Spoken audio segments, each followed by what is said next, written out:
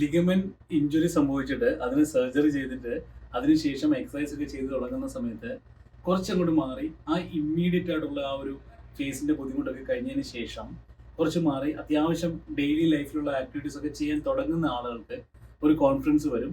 ഇപ്പൊ എനിക്ക് എല്ലാ കാര്യങ്ങളും ചെയ്യാൻ പറ്റുന്നുണ്ട്, ഞാൻ ഹാപ്പിയാണെന്ന് തോന്നൽ വരും. അപ്പോഴാണ് കൂടുതലായിട്ട് എക്സസൈസിനെ പറ്റിയിട്ട് പറയുന്ന സമയത്തും അല്ലെങ്കിൽ ജിം ട്രെയിനിങ്ങിനെ പറ്റിയിട്ട് പറയുന്ന സമയത്തൊക്കെ അവർ പറയും, ഇതിനി ഞാൻ ജീവിതകാലം മുഴുവൻ ചെയ്യണം, എത്ര നാൾ ഞാൻ ഈ എക്സസൈസ് ചെയ്യണം, കാരണം എനിക്ക് എൻ്റെ പഴയ ലൈഫിലേക്ക് പോകണം. ഏത് ലൈഫാണെന്ന് അറിയാമോ? എക്സസൈസ് ഒന്നും ചെയ്യാതെ, പ്രത്യേകിച്ച് ഫിസിക്കൽ ആക്ടിവിറ്റി ഒന്നും ചെയ്യാതിരുന്ന ഒരു ലൈഫിലേക്ക് തിരിച്ചു പോകണം എന്നാണ് നിങ്ങൾ ആഗ്രഹിക്കുന്നതെങ്കിൽ നിങ്ങൾക്ക് തെറ്റി. കാരണം അതുപോലെ എക്സസൈസ് ഒന്നും ചെയ്യാതെ ഒരു ഫിസിക്കൽ ആക്ടിവിറ്റിയും ഇല്ലാണ്ട് ഇരുന്നത് കൊണ്ടാണ് നിങ്ങൾക്ക് ഇഞ്ചുറി സംഭവിച്ചത്. അപ്പോൾ നിങ്ങൾ പറയുന്നത് ഈ ഇഞ്ചുറി ഉണ്ടായ അതേ കണ്ടീഷനിലേക്ക് തന്നെ തിരിച്ചു പോകണം എന്നാണ്. അതിന് ഞങ്ങൾക്ക് സമ്മതിച്ചു തരാൻ പറ്റില്ല. എന്ന് വെച്ചാൽ ജീവിതകാലം മുഴുവൻ എക്സസൈസ് ചെയ്തുകൊണ്ടിരിക്കണം എന്നല്ല എന്നർത്ഥം. ബേസിക് ആയിട്ട് നിങ്ങൾ ചെയ്യുന്ന എക്സസൈസിന്റെ ആ ഒരു സ്ട്രെങ്ത്, ആ ഒരു സ്കില്ല് നിങ്ങളുടെ മുട്ടിൽ വന്നു കഴിഞ്ഞാൽ പിന്നെ നിങ്ങൾക്ക് നോർമൽ ആയിട്ടുള്ള ഫിസിക്കൽ ആക്ടിവിറ്റി മാത്രം ചെയ്താൽ മതി.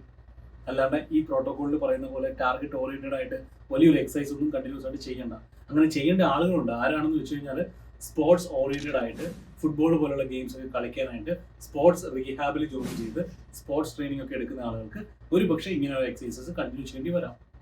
പക്ഷെ മറ്റുള്ള ആളുകൾക്ക് ഇതേ രീതിയിൽ ഇതേ എഫേർട്ടിലൊന്നും എക്സസൈസ് ചെയ്യണ്ട. അവർക്ക് ബേസിക് ആയിട്ടുള്ള സ്കില്ല് നേടിയെടുക്കുന്നിടം വരെ എക്സസൈസ് ചെയ്താൽ മതി.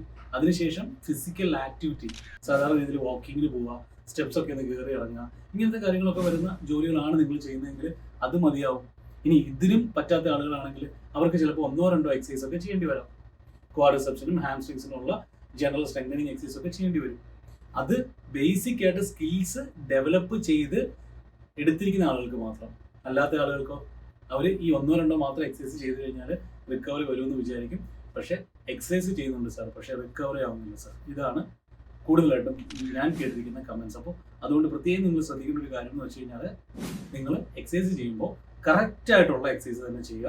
അല്ലാണ്ട് വാരി വലിച്ച് വെറുതെ എന്തെങ്കിലുമൊക്കെ ചെയ്തിട്ട് കിട്ടുന്ന വെയിറ്റ് എല്ലാം ഇട്ട് എക്സസൈസ് ചെയ്തിട്ട് ഞാൻ എന്തൊക്കെയോ ചെയ്തിട്ടുണ്ട് സാർ, ഞാൻ കുറേ എക്സസൈസ് ഒക്കെ ചെയ്തതാണ് സാർ, പക്ഷേ മാറ്റമില്ല.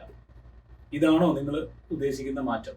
പ്രത്യേകിച്ച് നിങ്ങൾ തിരിച്ചറിയുക, എന്നിട്ട് ഏതാണ് വേണ്ടതെന്ന് മനസ്സിലാക്കി അതനുസരിച്ചിട്ടുള്ള എക്സസൈസ് മാത്രം ചെയ്തു കഴിഞ്ഞാൽ 100% റിക്കവറി വരും എന്ന കാര്യത്തിൽ യാതൊരു സംശയവുമില്ല.